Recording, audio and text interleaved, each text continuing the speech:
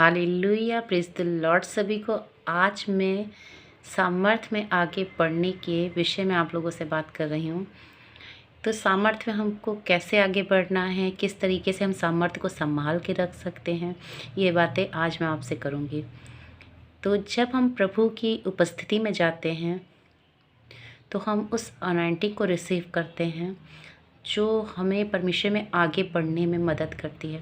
अब उस अनॉइंटिंग को हम संभाल के किस तरीके से रख सकते हैं? उस अनॉइंटिंग को हम इस तरीके से संभाल के रख सकते हैं कि जब हम सारा फोकस हमारा परमेश्वर के वचन पर होना चाहिए। पहली बात तो जो प्रभु का वचन क्या कहता है, सुबह से लेकर शाम तक सारा ध्यान हमारा परमेश्वर की ओर होना चाहिए।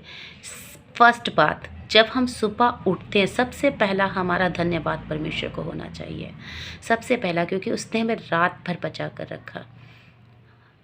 फिर उसके बाद ही हमें कोई भी कार्य शुरू करना चाहिए।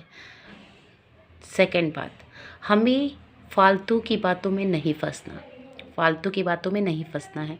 जैसे अब कोई फालतू की बातें, किसी की बुराई करना, झूठ बोलना, गलत बातें करना, कि इन बातों में नहीं पड़ना है। और ज़्यादा से ज़्यादा हमें प्रभु के कार्य करने, उसके वचनों को फैलाना है। अगर प्रभु ने हमें कुछ दिया है तो हम उसको दूसरों को भी दें। अगर हमें कुछ मिला है तो उसे हमें दूसरों को भी देना है, क्योंकि भाई हमको तो मिल चुका है ना वो चीज़, अब हमें दूसरों को भी देना है उस चीज़ों को। अनॉइंटिंग इससे भी बढ़ती है, इससे भी अनॉइंटिंग बढ़ती है, क्योंकि प्रभु हमें फिर वो सामर्थ्य देता है और वो हमें अरे कामों को देखकर हमें आगे बढ़ाता है।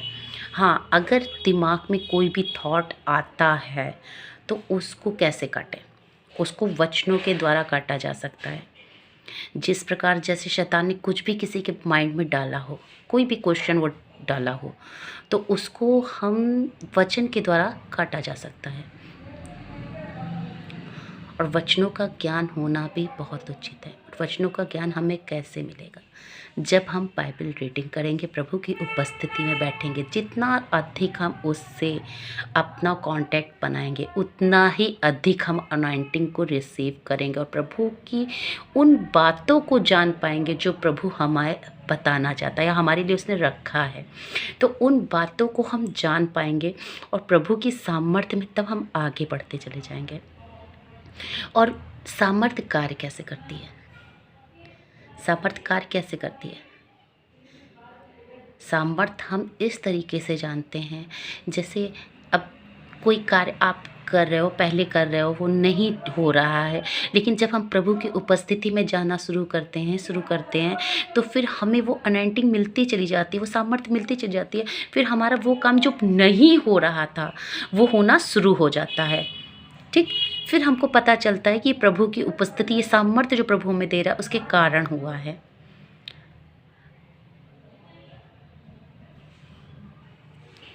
तो प्रभु की हजूरी में बैठना सबसे ज़्यादा ज़रूरी है। जितना अधिक हम टाइम देंगे प्रभु को, उतना ही ज़्यादा हम अनॉइंट होते हैं। और अन्य चीज़ों को हमें छोड़ना है, अन्य चीज़ों को हमें छोड़ना है।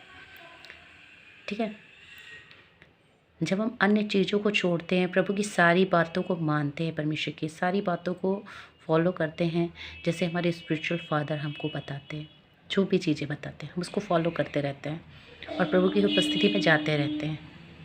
जो नए लोग होते हैं जाते रहते हैं प्रभु की उपस्थिति में, फिर हमें परमेश्वर गाइड करना शुरू कर देता है। ठीक है, गाइड करना शुरू कर देता है। फिर प्रभु हमें मतलब जो अन्य लोग नहीं जानते वो प्रभु हमें देता है, वो हमें देता है जो अन्य लोग नहीं जानते हैं। ऐसी गहरी गहरी बातें परमेश्वर हम पे व्यक्त करता है।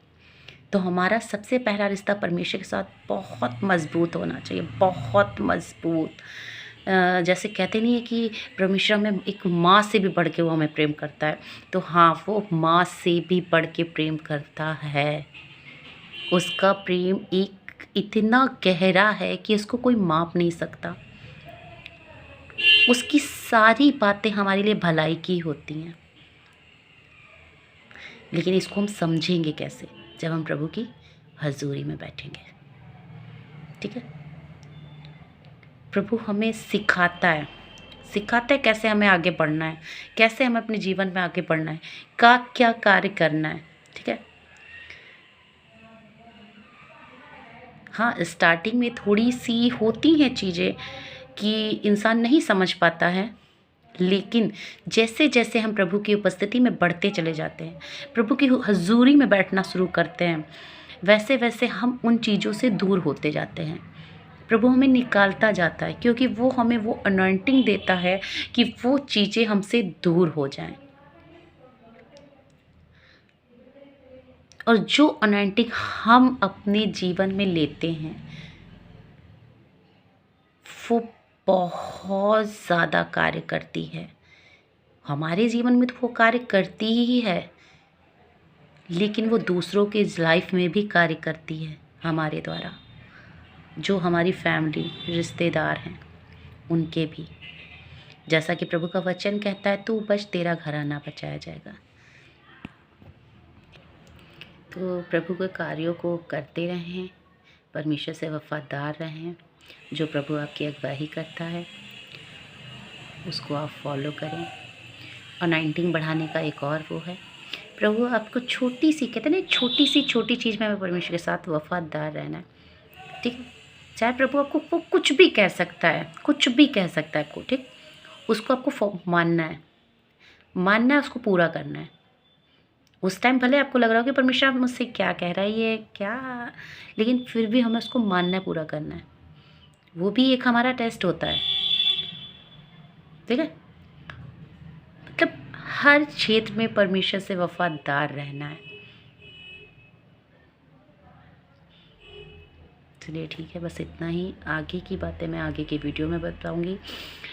और मैं प्रार्थना करती हूँ, हे मेरे सामर्थ्य परमेश्वर, धन्यवाद करते इस समय के लिए, इस घड़ी के लिए। मेरे सामर्थ्य परमेश्वर, जितने भी जन खुदावन इस चीज़ों को, इन बातों को खुदावन जो तूने दी मेरे सामर्थ्य परमेश्वर सुने खुदावन, वो तुझ में विश्वास करे खुदावन, और तुझ में आगे बढ़ते चले जाए। यीशु मसीह के पवित्र साथी नाम मांगते हो, आमीन आमीन।